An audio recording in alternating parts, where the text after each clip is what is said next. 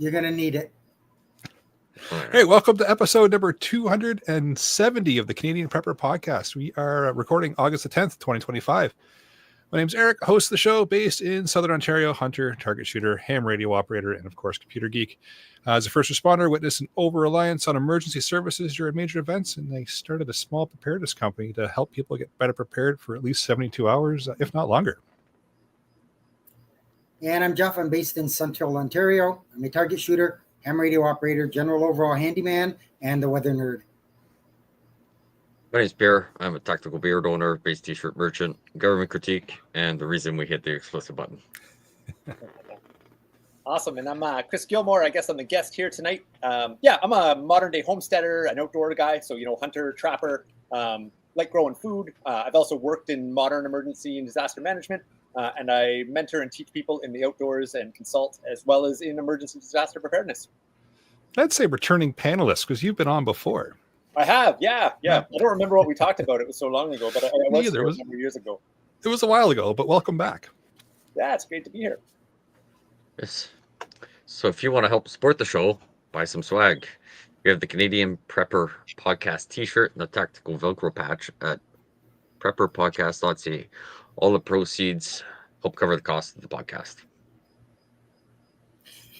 And if you're enjoying the show, please take a few minutes and submit a review wherever you have found us.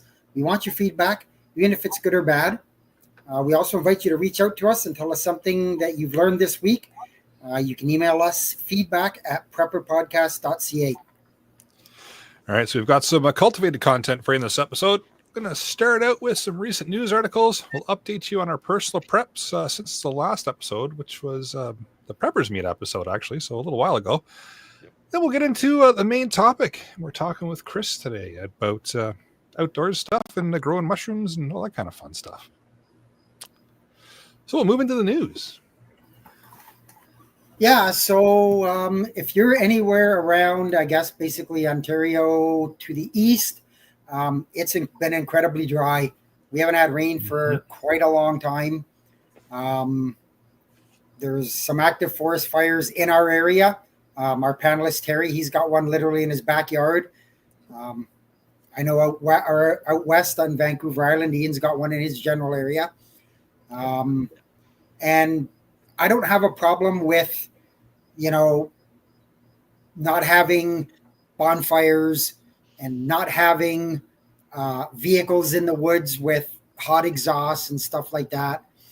But Nova Scotia and actually New Brunswick just followed suit that they have banned you from going in the woods, period.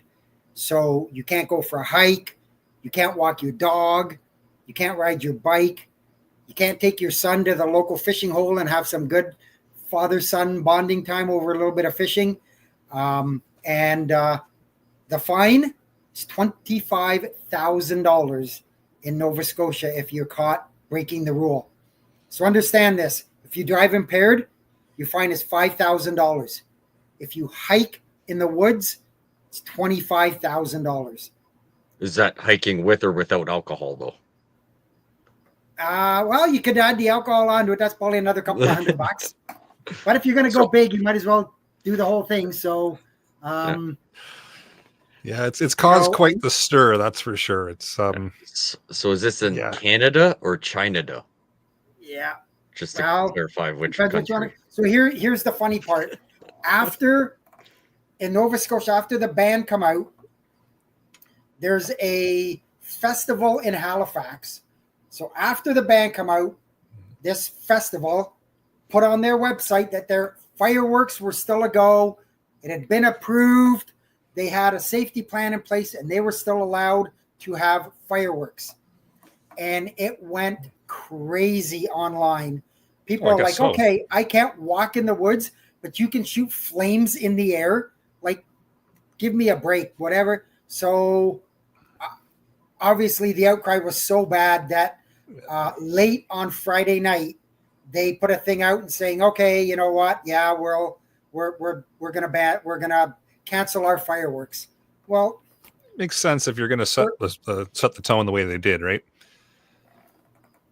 It's crazy, but I don't know. Yep. it's one of those things. It's I'm still kind of looking at it going like, I like Jeff said, I get the whole idea of banning fires at some point in time. You have to, but it's a little heavy-handed if I'm going to be honest. But I don't know. But also the crazy part that we're not even going to deep dive, but we should mention is even if your property has woods, you can go, but don't have company over and go in those woods. Yeah, it's because then that fine also, right? So like they didn't just shut down regular paths; they're literally shutting down your backyard. But that's a whole other conversation that's tomorrow night. That's potentially what we're going to talk about tomorrow night. But that's a good one for that's a good one for CPP Monday edition for sure. Yeah, we're not going to go too far down the political rabbit hole here of that, but it is interesting to see. It is. I guess I think it's a touch over heavy-handed, but it is what it is. Again, like we said, like fires, common sense, and I mean, like, don't get me wrong, $25,000 fine. As far as I'm concerned, in this kind of weather, if you're stupid enough to go out there and light the fire, make it $50,000. But to give me the same fine as somebody who lights a fire for taking my dog for a walk, like, come on. Yeah. But anyways, I'll stop my rant right there. I agree. I'll say what I have. Yeah. Let's go. Fair enough. Yeah. We'll leave it at that. We're mad about it. Doesn't make a lot of sense, but it is what it is, right? Yeah. Rules are the rules.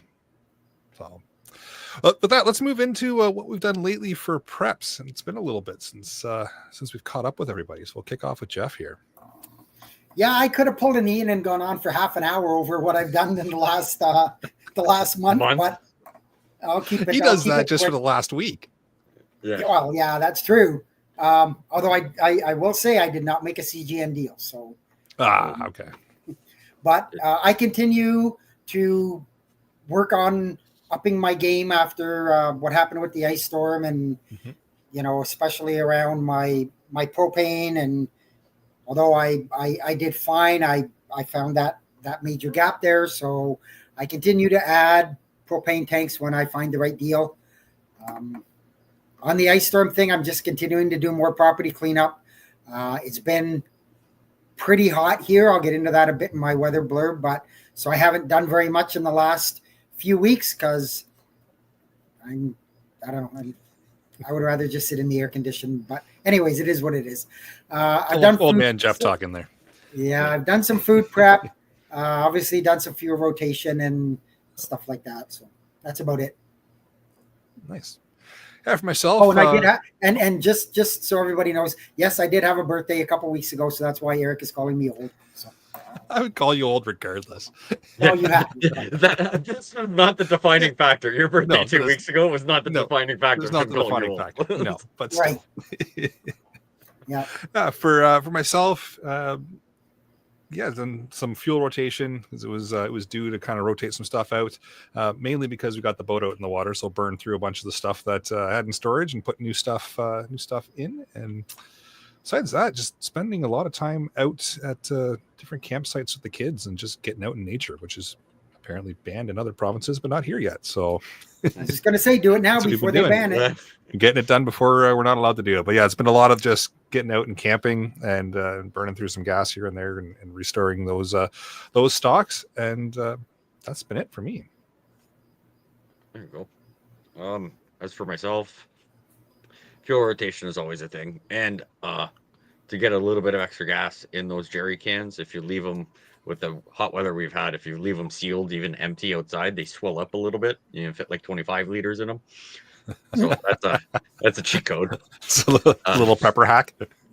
Yeah, they don't stack nice. They wobble a little bit, but they swell up a little bit. They hold more. They hold more. So even though it's past the cap. So yeah, I did a bunch of fuel rotation. Started doing a little bit more cost-effective way of doing meat purchasing, because our usual Costco steaks that we buy for $40 to $50 for like nice like inch steaks, nice hearty things or whatever. We wanted steaks the other day, so I went into Costco and I'm like, oh wow, they're fucking $80 now. Yep. There's I the was- explicit button. I was like, oh my god. So we have a business center, and Mel has decided to try and start the carnivore diet. And I was like, well, we're not buying $80 steaks. So went into the business center, you can buy chunks of meat and then just go home and cut them yourselves. So yes, it was $175 to buy this giant sirloin, but we trimmed all the fat, so we made our own homemade talon. So we've got it for the Nice. dogs, food, everything we need. So that was cool, and it was nice because the really crunchy fat bits are now dog treats, which the dogs love. So win-win, and we ended up making. I think I made 22 steaks out of $170 at like 8 ounces each.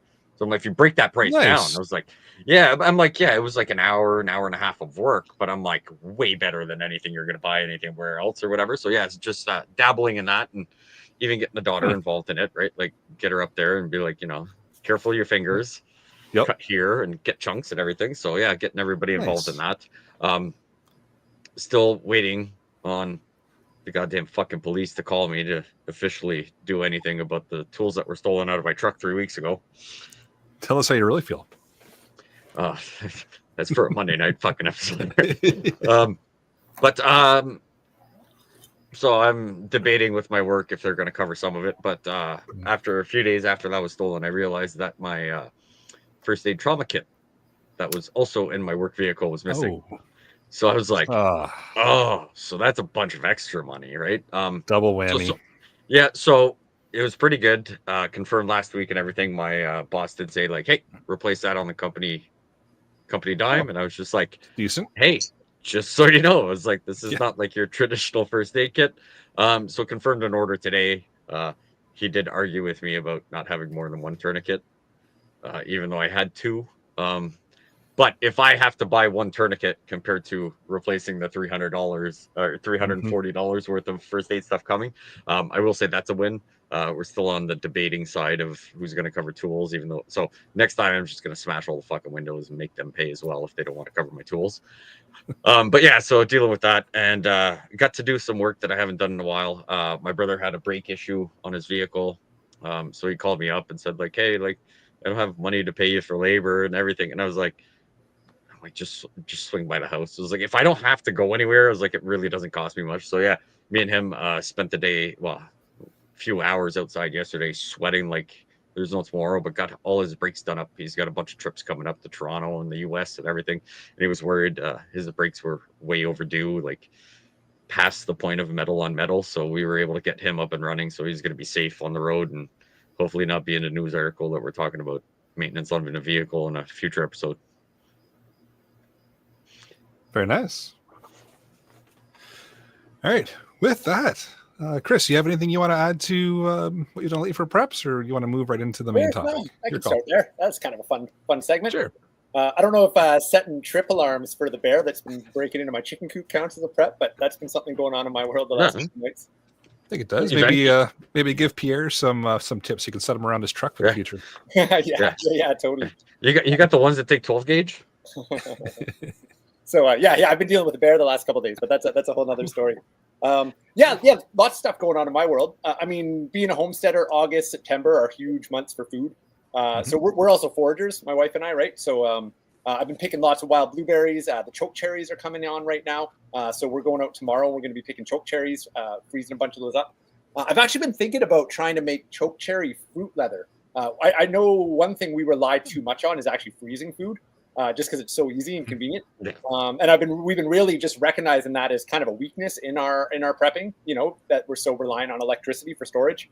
And I was actually learning. I got a Anishinaabe buddy who was telling me that that choke cherry was actually like a real staple food amongst the Anishinaabe people for a long time. And they would make it into like pemmikins and fruit leathers. So I've kind of got this. I want to mess around with that a little bit this year and think about drying and other ways of preserving stuff like that. So. Nice. So lots of food around. Cool. That's a big one right now. Also starting to scout. I mean, I would consider this part of prepping for sure. Starting to scout for the hunting season. I'm in the Eastern Woodlands, so going and checking on the acorns. I was literally scouting acorn trees today, and it looks like we're going to have a pretty good crop. We don't have a lot of farm fields up where I am, so I'm hunting interior woodland. So it's really all about the nut crops up here. and the acorns are looking good. So I'm going to start getting my trail cams out in the next couple of weeks and start, kind of prepping some of my spots. So getting ready for hunting season, hoping to put a couple deer in the freezer this year. So that's pretty big. What else? I just wired my generator into the house finally the other day, which felt like a huge win. Nice. I've been dealing with just extension cords through the front door. And we've got a couple of good power outages in the last little bit. And I also got the one panel, the generator panel, rewired so that I can irrigate my garden now off the generator, which I couldn't do before. So I've had a couple droughts where I'm out there hand watering the garden, and we got a pretty good sized garden. That becomes a whole day job in a drought. That wired in is a big one. And then maybe I'll throw one more other one I've been playing in. Sure. So I'm thinking a lot about me and my wife. Well, I'm on the road a whole bunch for work, and I always think about what if the communications went down when I was on the road, and I'm worrying how my wife's doing. And I've been kind of thinking about my backup for that. And I'm also an outdoors guy and do a lot of consulting in the bush. So I've always carried a Garmin InReach with me as a backup for emergency signaling and for like mapping and stuff for some of my consultant work. But we actually got a second InReach for my wife. And we've been messing around with the satellite communication, because I can see a lot of different scenarios where phone and internet might be down locally. But the InReach satellite system is still going to be up and running. So to be on the road and actually have that as kind of our like plan B or plan C communication, just to say like, hey, everything good, I'm on my way, or leaving home, meet here. But probably the more important thing is we've actually been practicing it. Like every time I go on the road, we actually message each other through the satellite just to make sure it's kind of second nature, and we're kind of getting used to like tracking each other on it and stuff. So that feels like that's actually easing my mind a little bit, just thinking about it. Hold on. Practicing things while times are good. So do you know how to use them when things go sideways? Buddy, do I have a podcast for you? That's fantastic. Yeah, no, that's good. How are those on fees for yearly usage and everything? So they have a fee. They've got a really basic fee that they don't advertise well. And I want to say it's about $11 a month or something like that. So, it's $120 a year or something like that. So it costs you something. Now, the one I'm using anyways for work, so it's justified. The secondary one, that's an extra $120. Is it justified? I don't know. For me, it gives me peace of mind. I think it's worthwhile. Justified there if it gives you peace of mind. Peace of mind. Especially if you're in an area where cell can be sketchy and power outages, and landlines, and everything. I mean, it's worth it, right? Like it doesn't come for free, but maybe a leap.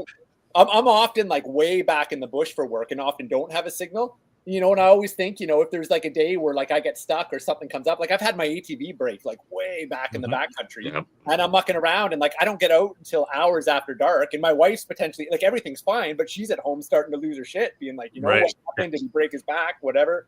So just to be able to send a message with the InReach to say all good 3 hours late, even that's worth it, just for peace of mind. Or at least just some kind of good. contact. Just even all good. Yeah. No, okay, yeah. All right. Yeah, I was curious because I'm like, I've always seen those, and I'm like, I know there's always a fee associated with it, and I was like, I'm curious about those fees, but I'm the basic fee is about $10, $11 a month. So it's not terrible. For the peace of mind, it's almost worth it. Especially in your scenario where you're like out in the middle of nowhere a lot. Well, and then the other thing that comes with that is the ability to actually signal for help, like anywhere, right? And Garmin, I don't fully understand how it works, but Garmin has a team that will basically help with organizing the response. Because, like if I call EMS, I might call something in, but I have no idea what's going on. Garmin will actually stay in touch with me. They'll reach out to my family, like contacts and stuff like that. Okay. If I actually got hurt way back in the backcountry, and I've had some close calls back in the bush, to know that like, hey, I could message Garmin through the InReach with the push of a button. They know where I am. And now they've messaged my wife. They're letting me know updates on, whether EMS is coming in or whatever. So like there are some really cool perks like that, And they do all the heavy lifting for you so you can concentrate on what's going on in front of you. Yeah, totally. So for me and my lifestyle, it definitely makes sense. Now, probably the addition, because I've had that for a while, was getting a second one, which is not really being utilized except for emergency comms. But, again, it's my wife. So $120 a year for that peace of mind seems worth it to me. Yeah, I'd say totally worth it. And vice versa, if she needs to reach out to you if something happens at the homestead, right?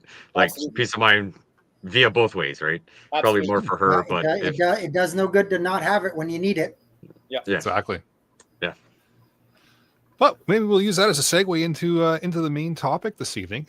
And I know Chris reached out about a week or two ago, mentioned you wanted to come back on the podcast and chat with us some more and touch on like foraging and growing mushrooms and all that kind of stuff, and just share some of his knowledge and expertise that we've already kind of been exposed to a little bit here, talking about the Garmin and being back in the backwoods and all that kind of stuff. So yeah, I'll let you run with it there, Chris, and start telling us what you want to talk about, and we'll ask questions as we go. Sure. Yeah. Maybe I'll give a little bit of background context first, just for kind of where I'm coming from and why I kind of want to talk about this. That's cool. Absolutely. Yeah. So my background, I was an outdoors guy, kind of my whole life. Worked as a wilderness guide for a decade or so, in my early 20s. And then also got really into kind of gardening and permaculture. Went and lived on a permaculture farm when I was in my early 20s out on the West Coast. And that's where I first got exposed to growing and foraging mushrooms, working on this farm out there. So I've been into growing food for a really long time. It was always the dream to move off into the woods and kind of, the live off the land kind of thing like everyone had. And then went down a few other rabbit holes with wilderness survival, training with guys down in the States and taking courses all over the place. And then 15 years ago, my wife and I bought our homestead. So dream kind of came true. A lot more work than we maybe had in our head when we set out on the dream there. So we've been kind of establishing forest gardens, using permaculture inspired systems since then. And with the goal of, between hunting, fishing, trapping, and gardening and foraging, trying to produce a substantial amount of food. And we don't by any means live fully off the land, and we go to the grocery store like everybody else, but we have hit a point where almost every single meal we eat is something from the land year round, even in the middle of winter, and that feels like kind of a cool milestone. I want to share one other actually little piece of background piece, and then I'm going to weave it kind of all together into this mushrooms piece here. One other little rabbit hole I went down, I mentioned kind of the survival, the permaculture, all that stuff, training, is coming out of doing wilderness survival for like over a decade, training with all these guys down in the States, started teaching it myself. I started kind of thinking about, what's the modern version of that as I started, kind of getting a little more concerned with what was going on with the state of the world. So I actually went back to school and I started studying emergency and disaster management in school. Ended up working with a consulting firm. So I've done some work, with governments, hospitals, different organizations in kind of consulting around emergency plans, running like mock emergency exercises, that kind of stuff. And the reason I share that story is it kind of brings me full circle to what I'm doing right now with my kind of work with Chris Outdoors and what I want to talk about tonight. I learned a ton working in modern emergency and disaster management. Like there's some really cool frameworks out there and, systems for scaling and organizing information, emergency comms. But I felt like there were some massive gaps. And one of the gaps was just in this more, understanding ecology. Because at the end of the day, when we're talking about extreme weather, when we're talking about so many of the problems we're facing, so much of it relates to ecology. Jeff said he's a weather guy, and so few people know how to actually read the weather or pay attention to the weather anymore, We have Jeff. We don't have to. No, exactly. Anyways, long story short, I was working in emergency management, working for all these cities and stuff, and realizing the urban planners, like they don't have a clue what species of trees are growing on the power lines, and that some species of trees are actually way more likely to drop branches in an ice storm than others. Yet they're the ones that are actually doing design for the city. And I started thinking, man, this is kind of absurd how disconnected from the land we've had, and how so many problems we're now facing actually come as a result of our disconnection from the land. Like all of our ancestors would have, regardless of where we went in the world, So that bridging kind of that modern emergency management with things like permaculture and homesteading and like more traditional survival, like that's kind of my passion now. And like, I call it holistic preparedness, and it's kind of weaving all of those different worlds together. So that's kind of the perspective that I come at it from. And I wanted to talk about mushrooms tonight because when we think about ecology, one, it's a foundational cornerstone species for the entire planet, Mushrooms are essential for creating soil, for breaking down dead matter, but they're also amazing for food and medicine. And I have to say, of everything that we grow on the homestead, and we've been doing this for 15 years, mushrooms have been the biggest game changer for us for the amount of nutrient-dense food that we can grow in as small of a space with as little work that we put into it. So if I think about calories put in versus calories back, nothing beats my mushroom crops. And there's only a handful of crops where we truly grow enough to eat the entire year, 365 days a year. Mushrooms is one of them. But what's amazing is we spend way less time to grow those mushrooms than we do all the other crops that we have a 365-degree stash of. throw foraging into the mix and the ability to now not even have to inoculate them and cultivate them yourself and just be able to gather in abundance. And that's another thing, my wife and I are also professional foragers. So one of our businesses, so Chris Outdoors is the one, and then Wild Muskoka Botanicals is the other. Wild Muskoka is a professional foraging business. So we sell wild forage foods and drinks, drinking one of our forage bitters in this nice little whiskey and ginger ale right here. Sorry, a little shameless plug there. But what I was going to say about that is in the world of foraging, there's thousands of plants that you can eat. There's very few that you can actually gather in quantity. If you're actually thinking about self-reliance, if you're actually thinking about food security, if you're in a survival scenario, foraging is a great skill set, but there's very few things that are going to fill you up, and mushrooms are one of those crops that you can gather in abundance from spring right through to fall if you know your mushrooms, right? So that's kind of why I'm super stoked about mushrooms for the homestead. I really think they have massive potential for increasing the amount of food that we can grow in a relatively short period of time. Beyond that, we can start using them for nutrient cycling on the farm. And if you're getting into homesteading, whether you're doing this in an urban backyard or whether you actually want to have a rural homestead, mushrooms have also been a game changer for us in our ability to build soil. Because the mycelium we use to now break down organic matter to actually build soil faster. And that mycelium is like supercharged food, Like, for example, in the wintertime, I'll grow mushrooms in straw bags and I'll grow them in coffee grinds. I love my coffee. So, I take my oyster mushrooms, I take my spent coffee, I put it in a mason jar, I throw in some oyster mushroom mycelium, and then I grow a flush of mushrooms out of that right on my kitchen table that I throw in my omelet in the morning.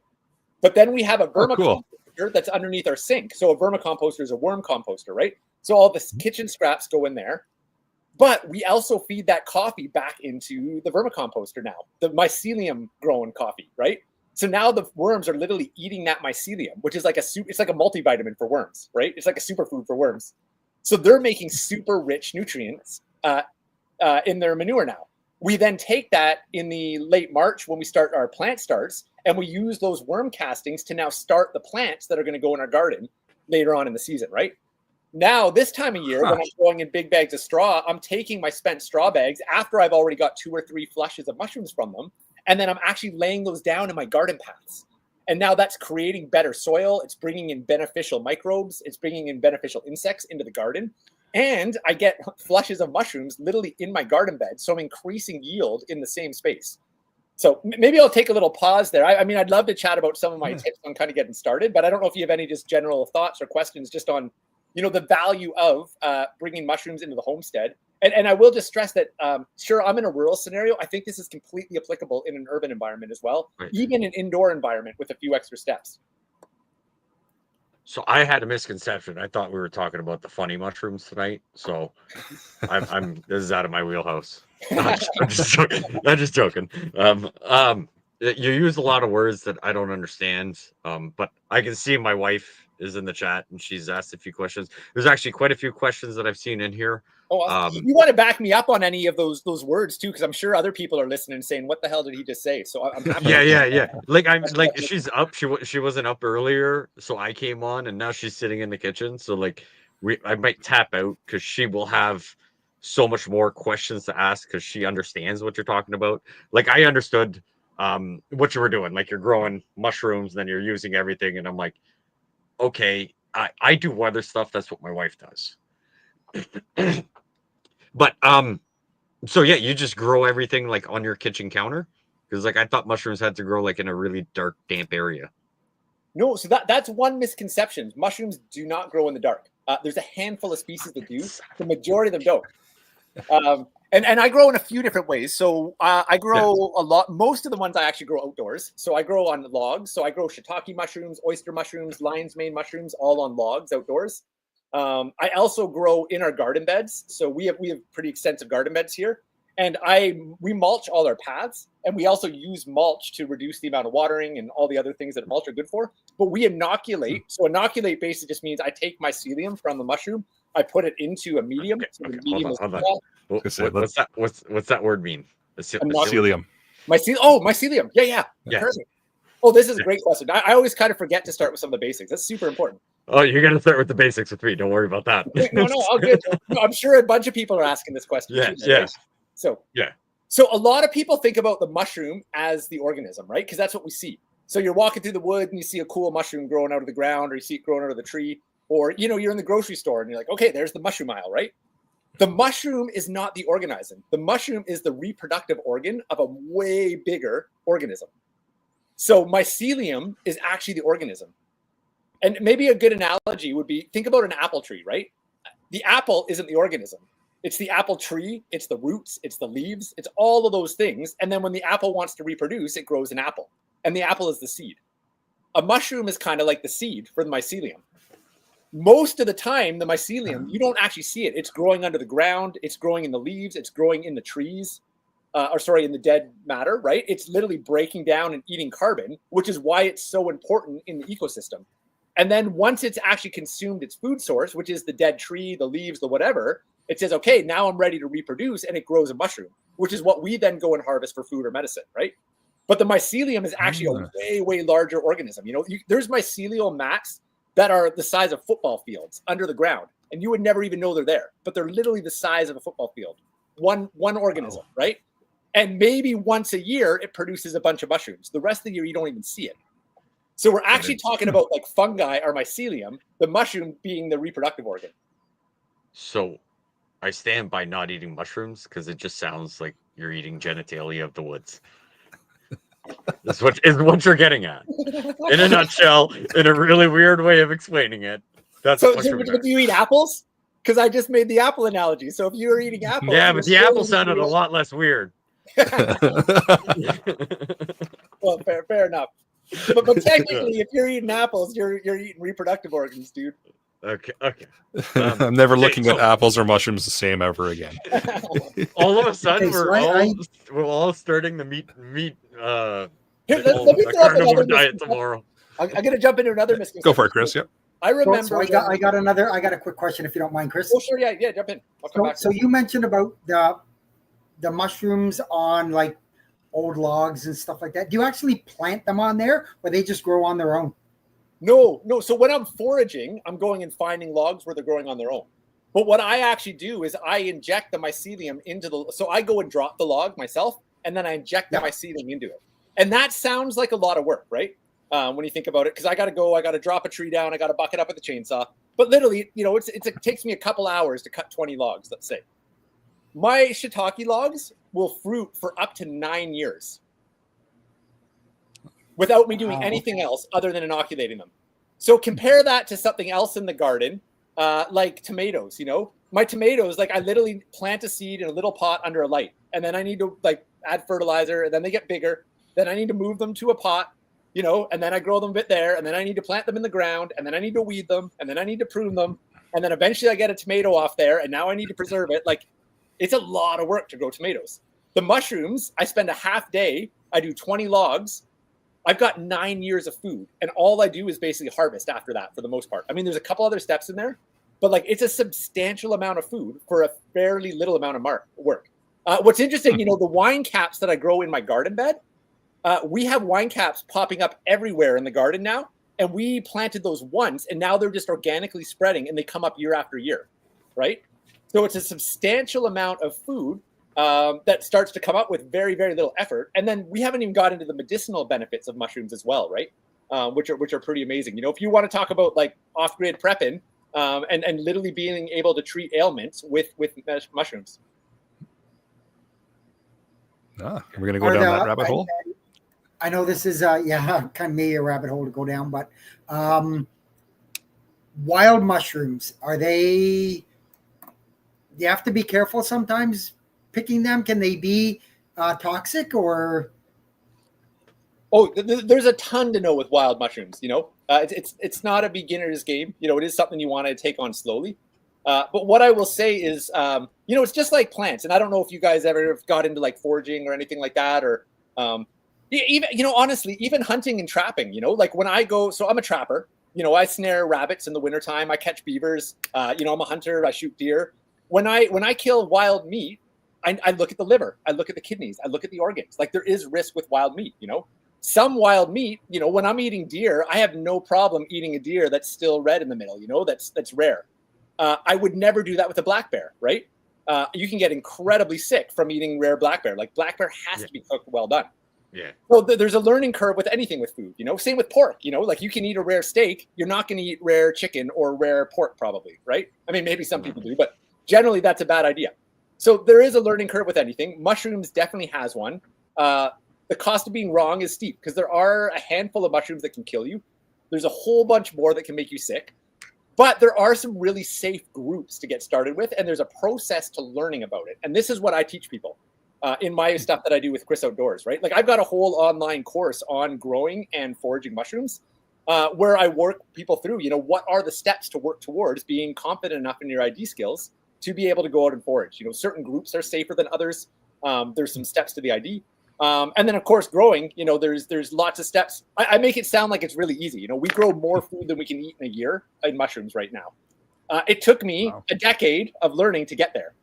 My goal is to help people be able to figure that out in less than a year. What I did spend a decade learning how to do with everything I've learned. Yep. We had a good question in the live chat here from Justin, and it kind of lines up nicely with the weather we've had the last little while. Do mushrooms handle heat well? So it depends a little bit on the species. And I would say it's less about heat and more about humidity. So when it's really dry, mushrooms don't do well. And this drought has been terrible for mushrooms the last little bit. So in general, mushrooms like high humidity, and then different species have different heat tolerances that they like. So you'll have mushrooms that grow in the spring, mushrooms that grow in the summer, mushrooms that grow in the fall. So you're harvesting different mushrooms at different time of the year as the temperatures fluctuate across the year, right? So yeah, it's not quite that simple, but they definitely don't like dry weather. I mean, this drought has been awful for foraging mushrooms. Although I literally ate lion's mane and oyster mushrooms with a chicken stir fry for dinner tonight that I'm growing in straw bags on my front porch. So cool. And because I'm growing them, I can create a controlled environment. Mm-hmm. The other thing I should mention with the mushrooms too is you can actually, once you get them started, so I've got the mycelium that we just talked about, basically the organism, right? So I use the mycelium like a seed. So I'll take the mycelium of, let's say, oyster mushrooms, and then I've got some straw, or I've got whatever my medium. I've got a log, I've got wood chips, I've got coffee grounds, whatever I want to grow in. I put that mycelium into it, right? Then I'm able to grow a big bag of it and then get to flusher mushrooms. I can then take that mycelium, spread it to another thing, and actually reproduce it. So the other thing that's amazing about mushrooms, if you think about a longer term disaster scenario, grid down scenario, you actually have the ability to be self-sufficient with mushrooms where you can actually regenerate it over and over again without having to go and buy more seeds. And that's interesting too, because a lot of seeds only have a few years before they start to lose their vitality, right? I mean, some species last like forever, but other seeds, 2-3 years in, you're really not getting a good flush. So you have the ability to keep mushrooms going almost indefinitely if you know what you're doing. Interesting. People also, sorry, this was the other tangent I was going to go on before, though. A lot of people don't realize how nutrient dense mushrooms are as well. And, when I first started learning about mushrooms, like I think about the white button mushrooms that we're familiar with that, you buy in the store. And I don't know that those are super nutrient dense, Probably not because they're at the store. Yeah, well, and that has something to do with it too, right? But when you get into like things like shiitake mushrooms, oysters, like shiitake are actually an amazing source of vegetable protein. Now, I would way rather join you, Pierre, with that nice chunk of beef and have that steak for my protein. But I'll cook those shiitakes on the side. If you don't have the steak, though, like you literally are getting a substantial amount of protein from those shiitakes compared to what you would most other plant foods. So out of kind of non-meat things, they're one of the higher protein sources. They're actually full of micronutrients. A lot of people in Canada we now know, are especially in the North Country, are deficient in vitamin D. And of course, vitamin D is huge for our immune system, for fighting off infections, fighting off, all kinds of things. Mushrooms have a very high amount of vitamin D. If you're eating mushrooms regular, you don't need to take vitamin D supplements to boost your vitamin D levels, right? Get into the whole realm of medicinal compounds. They really are fantastic. What you're getting from them. Okay, so a few questions that I'm seeing. So don't want to leave anything out. Do you companion plant with any of your mushrooms? Have you noticed any gains in your garden? Like you're still getting mushrooms, but gains in the rest of your garden with certain mushrooms and certain other veggies in your garden beds? I think so. I haven't studied it scientifically enough to actually say 100%. So it just looks like it. So you're like, yeah, that's it. Like, well, it's kind of it's observational based, right? yeah.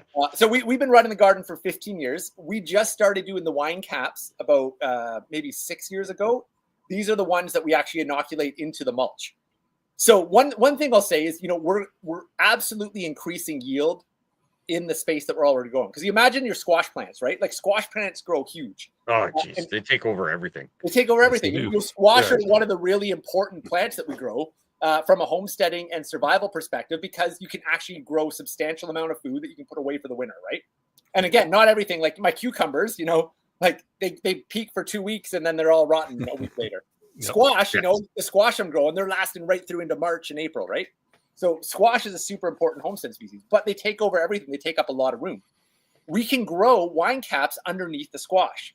So now in the same amount of space, instead of just having squash, I've got 2 different crops. I've got squash and I've got wine cap mushrooms. The other 2 things I can say for sure are the soil has gotten much better since we started growing wine caps under those beds, because the wine cap is actually helping break down that straw and basically creating a natural fertilizer for the garden beds. In turn, we are getting bigger squash plants and we are getting higher yields from that. Just better nutrients, food. Where I can't answer that question for sure, I can tell you we're getting higher yields because we're growing mushrooms there. I can't say whether it's just from soil building or if there's that companion plant symbiotic relationship that the person's asking about. I suspect that there actually is. I can't prove that. So there's the observational piece. But absolutely, we're getting higher yields because of it. Is it because you're companion planting, or is it just because you're growing it there and there's just a benefit to it? Yeah. So it's not so much associated. Okay. Okay. Yeah. Are there any mushrooms that don't grow well in our climate? I don't know if that's a question or not. I haven't looked, but I'm just curious, right? Like, my wife is big into this. She's over there asking 1,000 questions, and now I got to decipher everything so I don't get in trouble later because I'm ignoring her because she doesn't want to come on. You're in trouble either way, Pierre. Yeah, she would be way more beneficial on a lot of this. She enjoys. She's doing her horticulture degree with the university, so she's doing a bunch of stuff like this. Like, she is loving this conversation. She hopefully will come on for the last 20 minutes and save me. But just right, we're thinking like, okay, you live in Canada just like us. Like, is there anything that like you depend on? Either if you really like this, you got to depend on a grocery store, or like, is it a free for all in Canada? You just have to pick your time to grow anything and everything available. So every region has their mushrooms that do well there, right? So if you're in the American Southwest, if you're down in Florida, you're down in the jungle, you're West Coast, you're gonna have different mushrooms, right? There's some species like oyster mushrooms that grow across the entire world. But they have subspecies that do better in different climates. Some are suited more to warmer environments. Some are suited better to colder environments. So yeah, you do want to kind of know what are the mushrooms that grow well in your area for sure. And not all mushrooms will grow anywhere well. What's interesting though is, you can start getting into different strains. And this sounds kind of complex, but it's actually as simple as, you go on the website where you're ordering your strains and they have like warm strain varieties and cold strain varieties. So I'll give you an example here. Shiitake mushrooms are one of the ones that we grow the most of. I love them. If you don't know what a shiitake, you know what a portobello mushroom is? Have you heard of those? Yeah. They're like the real big fat ones that people sometimes like throw on a burger or something. Yeah. They're actually really nice done up on like a barbecue, like put a little bit of oil and garlic on them and fry them up on a barbecue, or not fry them, grill them up on the barbecue, throw them on top of a burger, real nice. But shiitakes are kind of like that. They're like big, they're meaty, they're actually filling, which again, from a prepping standpoint is why I like them. Like, they actually will make your belly full. Even though they're not meat, it might be like the closest thing that you're going to get that's going to like fill you up and feel like you're biting into something meaty. If you don't have access to meat in a survival scenario, in a prepping scenario. So shiitakes, I actually grow 3 different strains. I have a cold strain, meaning that it fruits better when it's cold. I have a hot strain, and then I've got an all-weather strain, which means I basically have some of my logs flush in the early spring, some of them flush in the summer, and then those ones that flushed in the early spring flush again in the fall, which basically gives me a steady crop of mushrooms right through the entire growing season. And with each one of those harvests, I'm drying and I'm freezing and I'm putting them away, which there are the mushrooms we eat through the whole winter. And we can't even eat the mushrooms. Like, I've still got mushrooms from 3 years ago that I haven't eaten yet because we grow so many. And it's so little work is the part that I literally like to stress with it. Oh, that's cool. There's a question in here I was going to throw up, and now I can't find it. Oh man. So one from my wife again. Can you start doing this for many mushrooms you buy at the store, or are the spores useless on those? That's the one I was looking for. Or depends on like the quality of what you get depending on the store. Yeah, that gets into a much more kind of advanced kind of type of mushroom growing there. So theoretically, you might be able to, but now you're almost talking into like lab work. So if you're growing from spore, you're literally talking about like so you can buy mushrooms from the store and they may release spores still, like after you brought them, right? That happens. Like mushrooms, you bring them home in a paper bag and you'll open the paper bag and there's like a little white film on the inside of the paper bag. Those are the spores that were released from the mushroom, right? If you know what you're doing, you can take those spores, you can put them into a petri dish with a little bit of agar, and you can start to grow them out on a petri dish, and then you can move it into like a grain spawn, and like it's a whole thing. It's like lab style stuff, super complex. That's not what I would suggest as the beginner way to get into doing it, or the kind of prepping way to get into it. So there's all kinds of mushroom grow companies. Here in Ontario, there's a great place, Heartwood Mushrooms, that I buy off of. There's another place called Grow Mushrooms Canada that I buy from. So I basically buy like these massive bags of mycelium. And then I use that mycelium to go and inoculate my other projects. So I put those into the logs, I put them into the straw, I put them into the coffee grounds. And then in my course, my online mushroom growing course, I basically teach people how do you buy one of these bags. You buy the bag for $30, but then you turn it into $300 or $3,000 worth of mushrooms by spreading it out and growing it over and over again, right? So I think that's a more practical way. And you can still reuse those spores, obviously, over time, right? Yeah. There's a little bit of a learning curve. Like it does get a little bit more technical with that. But yes, you can start reusing them over and over again. And there are ways you can start to take wild mushrooms and cultivate them and create new mycelium to grow more with as well. Yeah, like you go and you harvest them, and then I think you let them sit out for like a day or two or whatever so that the spores start to surface, and then you can smack them down on a table or a piece of paper or something like that. And I think release the spores. If I'm standing to be corrected, but I'm still learning mushrooms. Yeah, there's a handful of species you might get away with that. The thing is that a lot of mushrooms are really susceptible to molds and bacterias, right? So if you don't do everything super, super clean, even though in theory that works, there's a good chance that it won't. But when you start to learn what the really aggressive mushrooms are, and one of the reasons I teach oyster mushrooms as a starting point, oyster mushrooms are very common in the environment here, and they're one of the most aggressive growing myceliums. So I've actually taken oyster mushrooms, chopped them up into little pieces, rolled them up into a piece of cardboard that's wet, and stuck it in a plastic bag and let it sit for a week. And you open it up, and that cardboard is now full of the mycelium. Now you cut that into little squares, and each one of those is like a seed to now go inoculate your next project, or basically like plant like you would a seed. So yes, you kind of can do what you're talking about, but that does start to get a little more technical at that point. Fair enough. You could use like a clean surface, like if you were to sanitize glass or like a stainless steel type of surface. Yeah. You're often, when I'm doing my mushroom stuff, like I've got a little alcohol spray bottle. I'm spraying everything down with alcohol. Like you're being very meticulous around all those pieces. That's the same thing with doing the horticulture practices that I do. Oh, by the way, hi, I'm Mel. Hey, nice to meet you. With the horticulture practices that I do, it's the same thing. You want to make sure your area is sanitized and your tools are sanitized too, because if you are cleaning up a plant that does carry a disease, you don't want to transfer that one onto the next one. So it's almost the same concept as that, which makes sense, right? Because like you are technically, like you said, developing these seeds, and those genetics are going to transfer within those spores. Yeah, absolutely. So, and there's ways that you could go and buy a mushroom from the store and actually clone it. But again, this is kind of petri dish Kyle stuff. So I could buy a mushroom from the grocery store. I could put it, let's say, get a little plastic box, that's totally sterile. Put on some rubber gloves, alcohol spray, the whole thing. And then inside of that box, cut that mushroom in half with a scalpel that's been sanitized, cut a little piece out, put it into a petri dish with a little bit of agar, which is like kind of just a sugar compound. Sugar, yeah. And the mycelium will start to eat that and grow on it, right? And then once you get your petri dishes full of mycelium, you can now spread that to the straw, spread that to the different things. I mean, again, I'm kind of oversimplifying it, but absolutely you can go that way. I dabbled in that stuff. Sorry. Go for it. Is that their main food? Do they go searching for sugars? Yeah, they go searching for a carbon, and carbons are made up of sugars. Fair enough. Right? Yeah, and are released from majority of the plants at nighttime too. So is that when they do majority of the growth? Is that where like maybe that quote unquote myth of growing in the dark happens? Because a lot of plants do release the carbon at night. Oh, I don't know. That's a good question. I've never really actually thought about that. Well, yes, especially like at nighttime, especially trees. Like all plants will do it, but mostly trees. Like they release most of the carbon at nighttime. Yeah, I don't know. I've actually never thought about that. That's kind of interesting.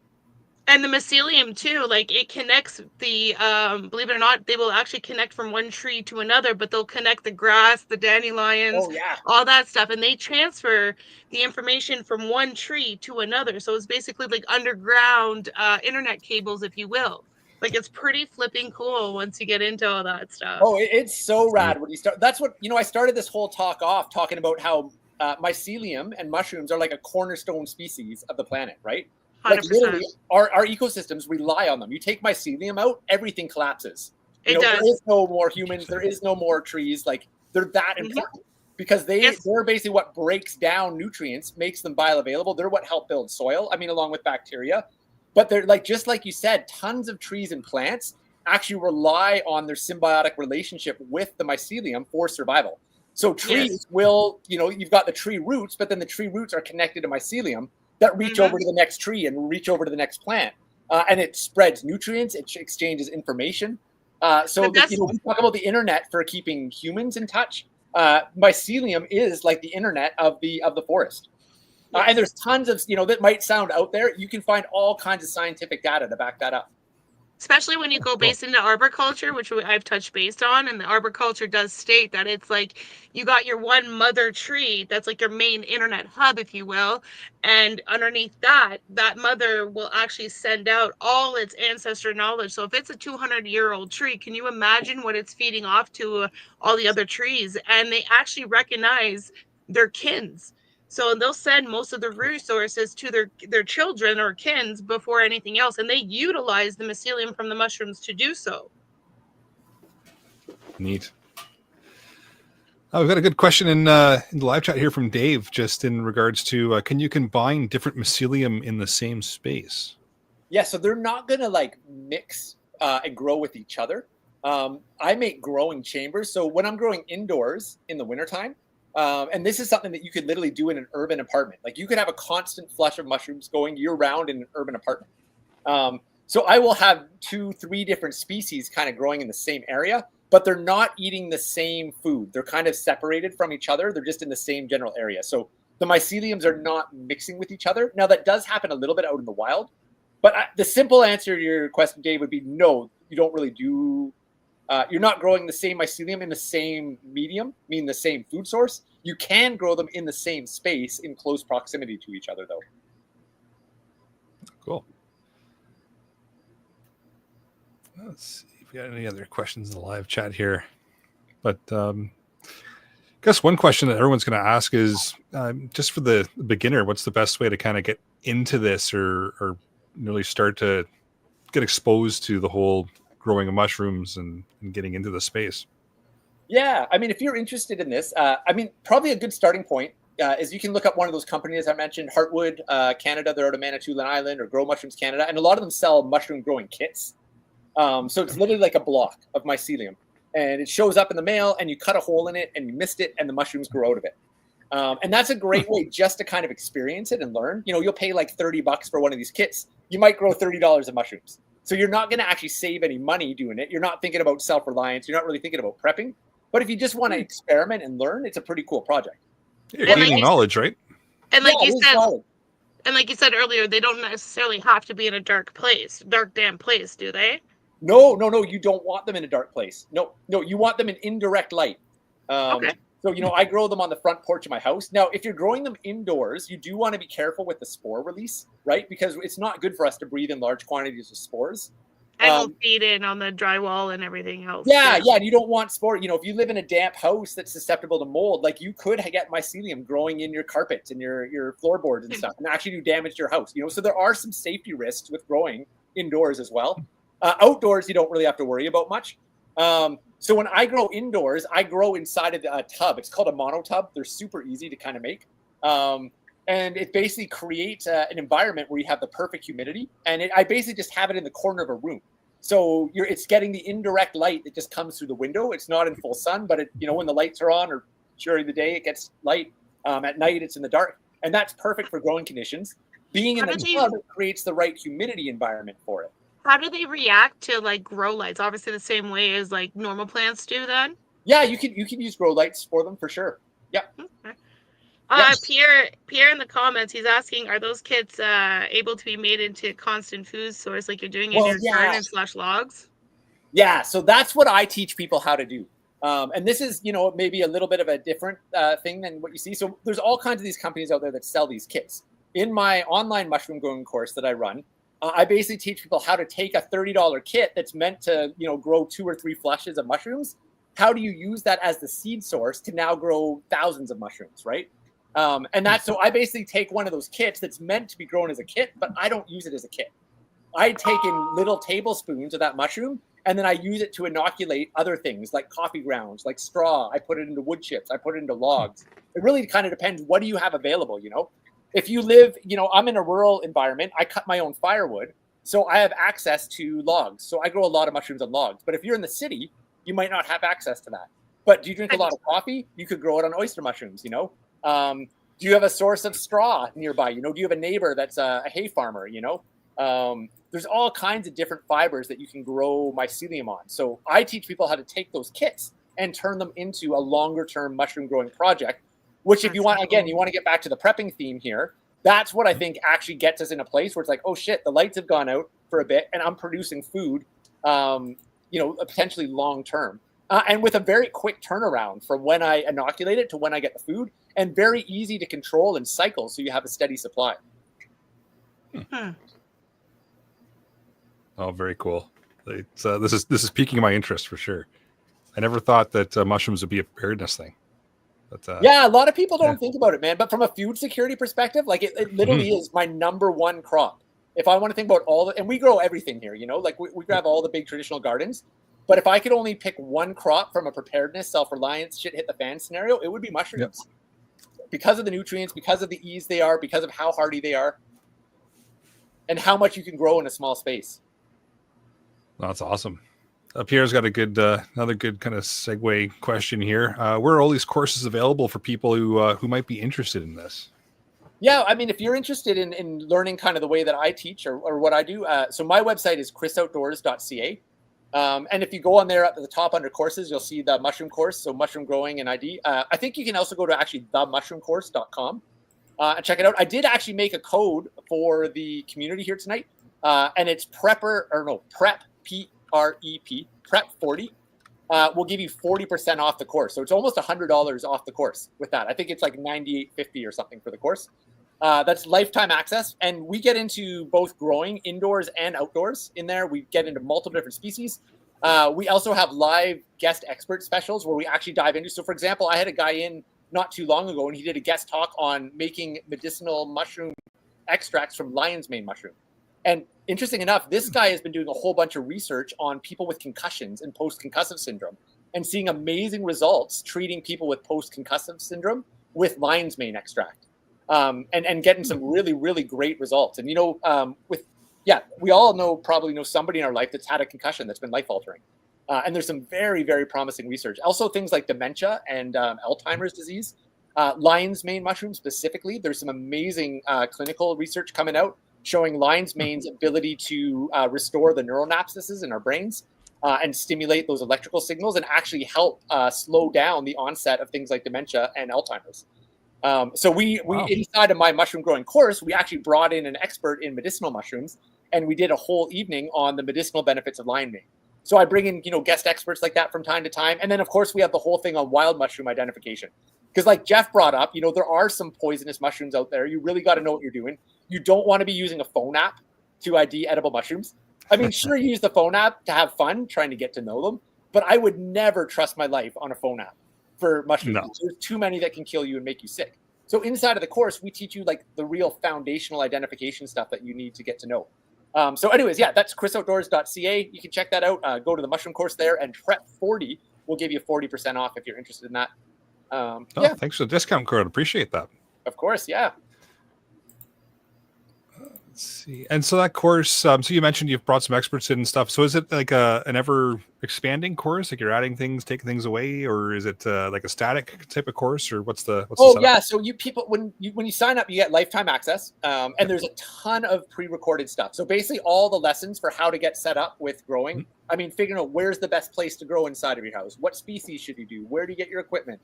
Videos on growing on logs, growing in your garden bed, growing inside on straw, growing on coffee grounds. I have pre-recorded lessons on all of those. And they're set up in really bite-sized modules that really get to the point, so you know what you're doing. I also walk through all the common mistakes that people make get going started. So that stuff is just there all the time. Something I added this year that's been a huge hit is these live expert sessions, where every couple of months or so, I'll bring in an expert in a field that's kind of beyond my knowledge base, So I've been doing some fun stuff. We brought in that guy I mentioned to do the lion's mane medicine making. I'm bringing in a guy in September to do one all on fall foraging. So we're going to be talking about what mushrooms you can forage in the fall and what are the safest ones to collect in the fall. So that's, I think, in September. My wife is going to be doing one in the wintertime called the Mushroom Medicine Chest and Cooking with Mushrooms. So she's going to be talking all on preparation, Cool. but she's also, my wife's a herbalist. So she'll be chatting all around her medicinal preparations and how she uses mushrooms medicinally. And I'm planning to do this in 2026 again because it was a big hit. So so we do bring in the live expert sessions where you get the actual community Q&A, all that kind of stuff. But the static stuff is there all the time, ready to go. That's a neat setup. I like that.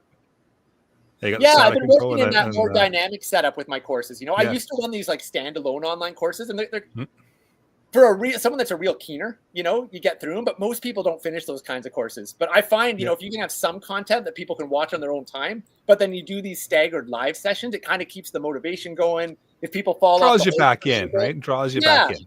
Yeah. And it'll get that, someone will fall off the horse and they'll be like, oh man, I haven't done the course for like 3 months, but then I found out the live session was coming up. I came on the live session, I got re-inspired, and now I'm doing it. And away we go again. And it finally pulled me back in. So, yeah. That's super cool. One other course that might be of interest really quick to your crew, Eric? You got a minute? Of course, yeah, absolutely.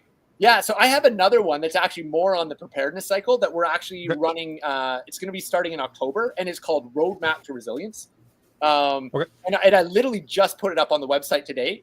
Registration is going to open in the next couple of days, but it's basically taking that holistic perspective to emergency management that I was talking about earlier.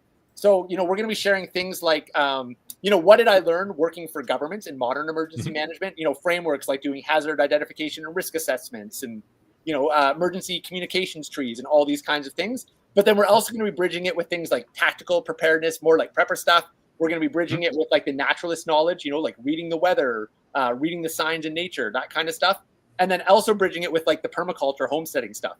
So it's really trying to create this just well-rounded skill set and knowledge base when it comes to prepping. Because at the end of the day, like we don't know what's around the next corner. You never know what's going to happen. Nope. So I'm a big fan of being well-rounded. We all tend to have our specialties, but I find in the prepping world, people often get pulled down like one rabbit hole, like everything's about the EMP, and they'll do all this. That's your rabbit hole. It doesn't happen, but like this thing does, whether it's the pandemic, it's the wildfire, and then you just need to evacuate quick. It's the whatever it is, the financial ice storm. Yeah. Have you ever stopped to think about like adding an additional portion of your courses to like teach people like what yarrow can do for them if they cut themselves out in the woods, or how that when you touch poison ivy, the antidote for poison ivy actually grows within it, like all that other stuff, so that like it could help them while they're out in the woods? So that is the nature side that I mentioned. That's a huge part of what I do and is woven into everything. So in the Roadmap to Resilience course, we do start to touch on that. There's the nature component, which is kind of what you were just sharing. There's the permaculture homestead. There's the modern emergency management. And there's the tactical side. So that's starting up in October. And it's going to be the same thing. We're going to have a whole bunch of pre-recorded things that people can watch on their own. But then we're bringing in some awesome experts. And basically once a month, October through January, we're going to have an expert in. And like the first one's going to be all on situational awareness, and the guy we're bringing in, this guy, John Young, it's going to be super badass, talking about how to increase your awareness when you're out in public. We're going to do one that's all on resilient energy systems, like how to fortify your home for disasters. So we're going to have the live expert sessions, the Q&As, but the pre-recorded. So that's the roadmap to resilience. So you can check that out on chrisoutdoors.ca as well. And just to answer that other question there, you're saying about, all the plant stuff, like yarrow is good for this and poison ivy remedies. A lot of the in-person stuff I do is like that. So if you ever want to come up to the homestead, we actually do run courses up where I live. So you can find that out on Chris Outdoors. And we do edible plant walks. We do edible mushroom walks. My wife, through Wild Muskoka Botanicals, actually runs a medicinal plants class where you come and learn how to make your own herbal medicines. And that one is 1 day a month over a 6-month period, learning how to make your own herbal medicine. And again, massive thing in the prepping world. I think, if we ever end up in a scenario where we can't go to the pharmacy for an extended period of time, the plants are our pharmacies, right? So we do teach that stuff up on the homestead as well. As honestly, I'm a huge believer on that because that's exactly what I'm using right now. I use ashwagandha for hormone balance and a bunch of other stuff that it offers, like their lemon balm and like chamomile is used to help me relax. I've been using dandelion root to help me with my diuretics. Like there's so much stuff that plants can do that people don't realize. It's so cool when you start really learning how potent they are and getting into that relationship. That's awesome. Good for you. Is your wife going to potentially offer virtuals that if someone can't make it up once a month out to your place, that like she can be on and we could like someone could watch, or I don't know if that's up in the air. She hates online stuff. So she once in a while, like for example, not the roadmap to resilience. Sorry. With the mushrooms course, she's going to come on and do an evening on medicinal mushrooms. I've roped her in. But she's probably never going to create her own online experience. She hates it. She's a forager. She wants to be in the woods. She can't do this computer thing like I do. So the online stuff is mostly me. Although in the mushroom course, all the foraging lessons actually are her. I have got her to stand in front of the camera and tell us about her mushroom stuff in front of the camera. But you probably won't see her doing her own one. But there are some medicinal mushroom lessons inside the course that are taught by my wife. Okay. And whereabouts are these in-person courses held, Chris? We're in kind of central Ontario for folks that are, so I know people are listening from all over the world. So this is very much Canada, Ontario folks here. You can go to chrisoutdoors.ca and check out all the info, or wildmuskoka.com is the forage business where we run the foraging walks in the wild medicine making program. Awesome. And of course, the online stuff is available to anybody listening. So. Yeah, anywhere in the world for the online stuff, for sure. And that coupon code, the PREP40 for 40% off is available anywhere in the world. Because when your wife teaches the medicine stuff with her tinctures and salves and all that stuff, does she teach like if everything was to shut down and you can't get like vodka off the shelf, is there another way to infuse it? Like, because I know you know what I mean? Like, yeah. So I wouldn't say those are built into her course and the way that she teaches. But I mean, you could certainly, she's a wealth of knowledge. So in the in-person, I mean, if you were to hang out with her in person, you could certainly ask those questions and she'll share when she knows the answer and be honest when she doesn't, We have actually, I don't know whether it'll happen or not, but we've been dreaming about doing kind of like a homesteading / permaculture / preparedness in-person session next summer. I don't know if we'll do it or not, but if we do run that course, that might be the kind of stuff we would start weaving into it. But we want to gear it a little bit more towards like kind of the preparedness, resilient living kind of angle of gardening, more like survival gardening and doing medicine making and stuff with that angle of disaster preparedness. You guys should almost go to the prepper meet. Cool. I've been before. It's been a few years though. Oh, it's fantastic.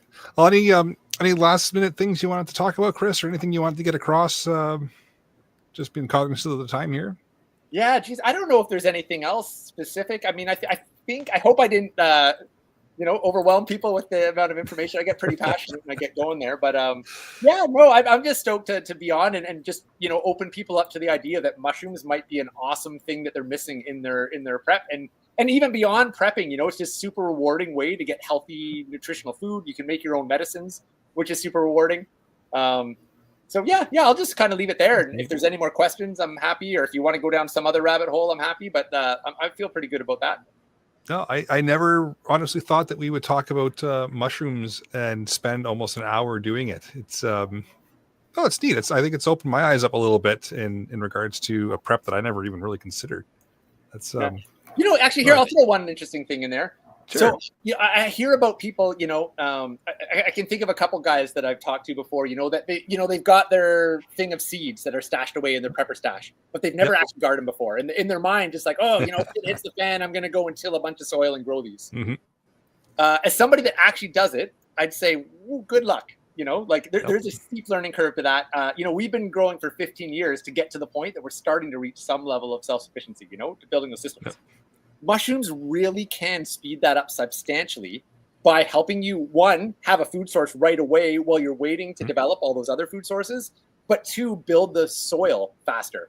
And all plants need good soil to produce yield. Growing mushrooms can help you produce better soil to produce better yield. Factor in a couple of small animals. One of the other things we do is rabbits. And I would say, actually, if I was going to give you like my top 2 or 3 things on the homestead, mushrooms are number 1, rabbits are number 2. Incredibly low amount of work, an incredibly large amount of protein.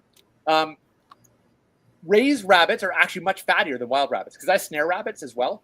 And they're very lean, and people worry about, protein starvation with snared rabbits, but domestic rabbits actually have quite a bit of fat on them.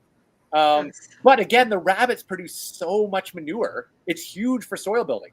And so good for the garden. Yeah. So you could think, again, if you're thinking about, maybe you're not a gardener now, but you've got that thing of seeds thinking that if shit hits the fan, you're going to start planting those seeds. Knowing that you can use mushrooms to actually create better soil faster, and rabbits as well with the manure. Living soil. Think about. Yeah. Living soil is your holy grail. So and the other thing with that note.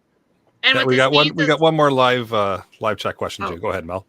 I was going to say, and with seeds, if anybody is looking into following what Chris is offering and getting that seeds and whatever, aim for the heartloom additions because you can always pull the seeds out of your plants or let them go to flower to create the seeds that you can always keep collecting them. So you're just buying, if you can maintain it, you're just buying that initial pack of seeds and now you're constantly growing. But you also have to make sure watch in for that genetics and stuff like that. So if you have a sick plant, don't collect the seeds from that sick plant, collect it from the healthy ones. But those heartloom seeds are key.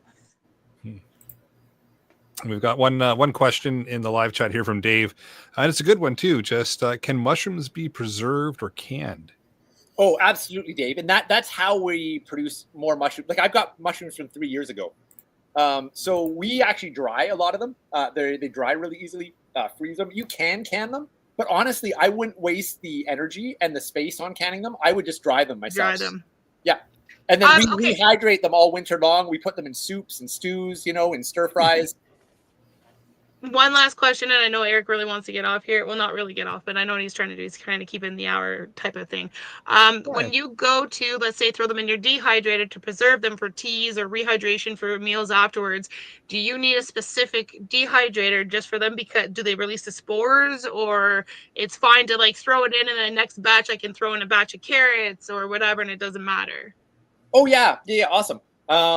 So you don't need a particular type of dehydrator. Actually, I do a lot of mine just on in our laundry room. I've got them just on screens, laid out. I've also taken them and just run strings through them and hung them. So literally cut them up in fine little slivers and then just take a needle and thread them and just hang them. And just make sure you have space in between so that air can circulate. Yeah. So you can dehydrator does it faster, but you can absolutely air dry them. And you let me rephrase my question. You don't need just one dehydrator for mushrooms. It doesn't release spores or anything. Okay. Yeah, you can use it in the same one that you use your veggies as well, for sure. Okay. And you don't find it let's say someone puts it in the laundry room, because for me, I'm able to do what you do, run that string and hang the mushrooms in our laundry room, but you don't find that the laundry soap smell or the bounce sheets, they don't add that taste or anything into them. Oh, interesting. No, I haven't noticed that, although I'm pretty natural with the kind of stuff that we use for soap. Me too. I don't use bounce sheets and... Yeah, I haven't had any issue with drying them in the laundry room, so... Okay. Yeah, because I use the vinegar. I'm using the borax and baking soda type of mixer stuff. I don't believe in the other stuff, but I just wanted to see because most people do use dryer sheets in the concentrated laundry soap. Yeah, I've got no experience, but I don't think it would be a big issue personally. We need you on for part 2. Absolutely. Yeah, I'd come back. What other rabbit hole? We could go down so many. That'd be fantastic to have you back. But maybe we'll cut it there. I know we're getting to the hour 15 mark here. We got a few other segments to go through, but I do appreciate you kind of coming out and sharing your knowledge again. It's always good to have you come out, and knowledgeable guy, all kinds of good info. Like I said, I never thought that I'd be talking about mushrooms or be as intrigued as I am. Just never really crossed my mind as something that would be on the list of preparedness things. So that's, now I got some research to do, some rabbit holes to go down, maybe some mushrooms to grow. Right on. Glad you're feeling inspired. Yeah, no, I appreciate it. Jeff, you wanted to touch on upcoming events? Sure. So, as I mentioned, Terry wasn't able to be with us, but the Peppers Meet this past July was an amazing success. There's a couple of people in the live chat that we met there. It was great to see them and actually meet them in person. So thanks to the wonderful hosts, the Slovenian Hunters and Anglers Club. They're just north of Alliston. Of course, all the attendees and a whole bunch of amazing presenters. Everybody, kind of pitched in and helped where they needed help. So the plan's already underway for 2026. Just stay tuned. Keep checking out the Facebook page. I'm sure the Grand Poobah Terry will be with us at some point as well to give us some updates. And it was a great time. And if you haven't been there, you really need to go. Yeah, it was fantastic. Like Pete Lost in the Woods says in the live chat here, the only problem we had was a few hecklers when we were doing the live show from the staging area there, and those hecklers were Pete Lost in the Woods. So, But no, it's a fantastic location, tons of fun. Had a lot of fun doing the live stream from there as well. That's something we haven't done before, and it worked out. And we'll try to do it again next year as well. But if you haven't got out, come on out and check it out. It's a fantastic event. And you got a weather blurb, Jeff? I do. So, I'll just kind of more or less for now put it to one simple word, and that's hot. It's hot. It's been hot for a while. There's been lots of places in the plains and the upper plains of the United States that have been setting temperature records for days and days and days. Basically, long story short, how this happens, it's a high pressure system that's kind of locked in over the southern U.S. It spins clockwise, so it pulls all of the Gulf moisture, the warm Gulf air, up and into the plains and up across the top. A lot of people, they commonly refer to it as the ring of fire phenomenon. Basically, that's what it does. It just pulls that hot ring of fire air right up and around. Of course, on the flip side to that, you get the cooler air on the other side on the low pressure system that goes counterclockwise. And when those meet, that's where you get the severe storms and the bad weather outbreaks. And we've had quite a few of them, especially in the plain states and stuff like that. So, and that's going to continue for a while. I think we will see a cool down, hopefully shortly, but I don't know how long it's going to last. On the hurricane front, I was going to say it's been a very slow start to the season. We haven't had a season. We have not had a named Atlantic hurricane yet, or at least we haven't even had we've had a couple of named storms that more or less didn't even get to tropical storm status. But that's going to change. The things are picking up, especially in what they call the main development region, which is an area between Africa and the islands, like the Lower Antilles Islands and that kind of stuff. And it's really picking up. I think we're going to see the first Atlantic hurricane probably by the end of this week. And just to say how late the season is, last year, the first hurricane we had was Beryl, and that was in the end of June. So we're already into mid-August. So not all the models are in agreement with the exact path. Some have it not making landfall at all. I think personally, I think it's there's a 50-50 chance that the storm makes it at least very close to the coast in Florida, and maybe then shoots up the coast and hits the Outer Banks and the Carolinas and that. But we'll have to wait and see. We're still 10 days out.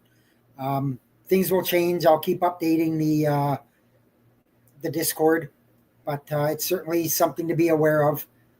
And I continue, although this may not be weather related, I sort of think it is. I continue to be concerned with the large uptick in the seismic activity that's going on around the Pacific Ring of Fire. So that's kind of a tectonic plate, runs up the west coast of the United States, across Alaska, over to Russia, down through Japan, and that. It's been very active the last probably 15 to 20 days. We've had two major earthquakes in that area. We had the 8.8 in Kamchatka, Russia, and we had the 7.3 in Sandpoint, Alaska. And there's been hundreds and hundreds and hundreds of small quakes of a level 2 and higher in the last 30 days. I believe in or around Kamchatka, Russia there. I think the last number I looked at it was there's been 154 earthquakes in the last 22 days. Wow. So it's picking up, and I'm concerned. It is piquing me a little bit. It may just be an anomaly. I don't know. Are we in line for a major earthquake? I can't answer that question. I don't think anybody can. But looking at what I'm seeing, I'm a little bit concerned. Jeff, can I ask you a quick question? Sure. That Ring of Fire, does that also connect all those major volcanoes as well? Some of them, yes. Okay. Yeah, they're in and around that area. Yeah. Long and short, yes. Okay. They're close. They're close enough that. I'd love to throw one at you too, if you don't mind, Jeff. Sure, Chris. Yeah, and I don't know if you know this, but I mean, one of my passions is reading the signs of the land as well. You know, whether it's weather or like wildlife tracking, all that kind of stuff. I think it's fascinating. I'm curious, is there any connection between the lack of hurricane activity down south and the fact that we've had this hot air just sitting here all summer? And you were talking about absolutely. Is there a relationship between those two? Because one of the things is as those hurricanes and those storms come through. So I'm going to talk about just quickly nerd out on you for sea surface temperatures and stuff like that. When you get those storms, they agitate the water. They you know, that the cooler, deeper water will come to the surface, and you'll get that flipping of kind of the temperature of the water and stuff like that. That hasn't happened. We're running sea surface temperatures in the Gulf of Mexico right now are 30 to 31 degrees Celsius. They're like mid 80s. And I've said it before that's just like throwing gasoline on a fire. So absolutely 100% that can be correlated together. Yep. Interesting. Wow. I want to start a bunch of rabbit holes here, Eric, but I know you got to go. I don't have to go. We can go down rabbit holes if people have time. That's fine. Go down rabbit holes. Let's do it. At least you can find a lot of this on the Discord, right? So that works out too. Well, here's I'll ask one other rabbit hole one then. So I'm in Ontario here. I've been up in this region for about 18 years. I can only think of 2 years where we've had smoke like we've had the last couple of years. Like, well, this year, and then not last year, but the year before. Like these walls of smoke that just come in, last, go away, come back. In 18 years, this seems like a new phenomenon to me. And I'm wondering if there's any connection between the reason the smoke is coming here and sitting with these bigger weather patterns as well. Like, have you tracked that? Am I wrong? Do you have any kind of theory? Because I've been trying to figure out, like, because we've had massive wildfires before. Like, massive wildfires aren't new. I can remember tons of years where I feel like I heard just as much talk about wildfires in the prairies, even worse fires in northern Ontario, but we never had the smoke down here like we did. And I'm trying to figure out what that's all about. Do you got a theory on that? Or am I missing something? I really don't have a theory on it, except that I think for me at least, the jet stream is right on top of us, and that's where you're going to get the airflow. You're going to get the west to east flow, so that's where it's going to pick up the smoke from Saskatchewan and Manitoba and Alberta and all that, and with the speed of the jet stream and that, it's just pulling it right over top of us. Yeah, it's interesting because my wife and I were kind of speculating it on the other night, and she was talking about how it seems like that polar vortex has been letting go more frequently in recent years, and that everything's just kind of been dropping south. And she'd wondered if there was something similar with that right now. That's the last couple of years that's just been allowing these. Maybe in the past those smokes would have actually traveled further north, east to west, and they're dropping further south because of that vortex. And absolutely they are, and they would have been further north. And you know what? You brought up a good point. I didn't put the polar vortex into the idea of that, but that's absolutely 100% could be happening. I mean, you think of polar vortex being winter and being cold, and so I mean, you've piqued me on that. Now I'm going to have to go dig down that rabbit hole. Well, so many rabbit holes. We should almost have a show just with Jeff talking about weather and what his predictions are for like the winter coming up, because this seems like everything's lining up to be one heck of a wet, ice stormy type of weather by the sounds of everything. No more ice storms, please. Yeah, I could get into that a little bit. I've just sort of started my fall, winter sort of looking at, weather patterns, steering currents, all that kinds of stuff, where we are now and where we at the same spot 10 years ago, what happened 10 years ago, how things move around. It's not just, pick it out of a hat and whatever. There's, and I'm no meteorologist by any means. I was never, I never went to school for that. Everything's self-taught. I follow a lot of online meteorologists and people like that. And I pick up a lot of hints from them. And so, but yeah, like Justin said, the high over the Midwest, it's large. It is.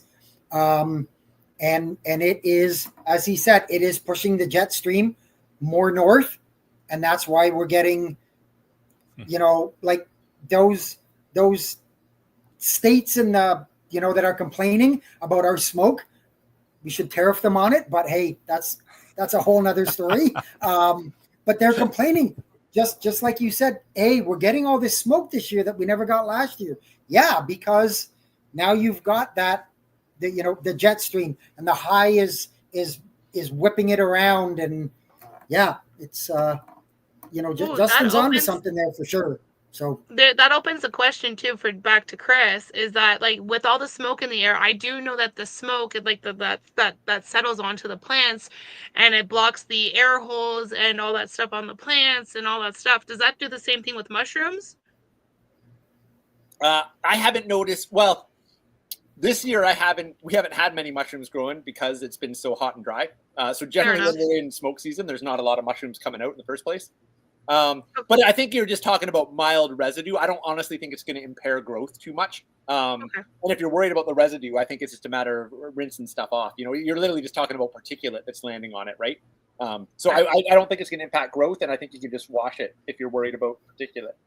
Yeah, sorry, I didn't mean to cut Jeff off. It just when he mentioned that whole smoky season, it like legitimately reminded me that like you can like plants, if you don't clean them off with the dust and stuff, especially in your house, like they tend to stop breathing and doing their whole system thing of executing the CO2 and blah, blah, blah, and all that stuff. So anyways, carry on, Jeff.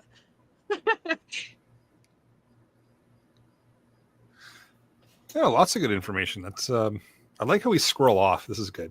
Typical episode. Sorry. Squirrel, shiny object. That's Sorry. good. Nothing wrong with it. That's where we get a lot of our good information, Eric, right? that dog's got a puffy tail. You see the dog with a puffy tail? No, it's good. I like the whole squirrel off sessions where we get a whole bunch of extra little information and tidbits out of things. But I also didn't mean to interrupt Jeff. We love him, but it's just like that just reminded me, so I do apologize on that. But that's fine. All good. Well, with that, maybe I will bring episode number 270 of the Canadian Prepper podcast to an end. You can find the audio copy on your favorite podcast app at this point. We're on pretty much all of them. If you don't mind taking a second and just submitting a review, it does encourage the algorithms for about 30 seconds. So we move up the list, and then they realize we're talking about prepping, and we go right back down again. So. And we do record these shows live on YouTube, Facebook as well, if that's your choice. If you want an early peek at the shows, please subscribe to the YouTube channel, Canadian Prepper Podcast. Click the notifications tab. That gives you an alert when we're going live. If anybody has any questions for me, it's feedback@prepperpodcast.ca. And Pierre and or Mel, where can we find you guys?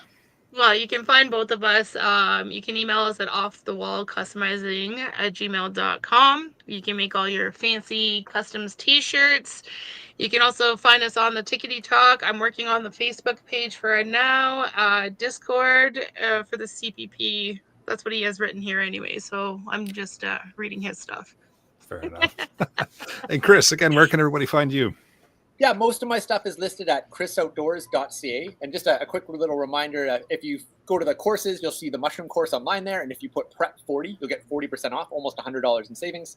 It's also priced in Canadian dollars. So if there's Americans on there, you get it way cheaper, no tariffs. And if you're interested in the wild medicine making and wild food stuff, that's wildmuskoka.com. That's the wild medicine making course that I referenced there earlier. So wildmuskoka.com and chrisoutdoors.ca. And I am not on social media. I am done with that stuff. But good for you folks sticking through it, but I'm done. Just the way to do it. That's perfect. I've put all the links in the live chat here. I'll throw them in the show notes as well for the audio listeners, so you've got them just in case you didn't catch them. You can check out Rapid Survival at rapidsurvival.com and get me there on the live chat. You can also email me at feedback@prepperpodcast.ca. So thanks again, Chris, for coming out and helping us out this evening with a whole bunch of information. I know it's information overload for a lot of us, but it's going to be good once it gets kind of all digested. So thanks everyone for joining us. Until next time, be prepared, stay safe, and keep learning.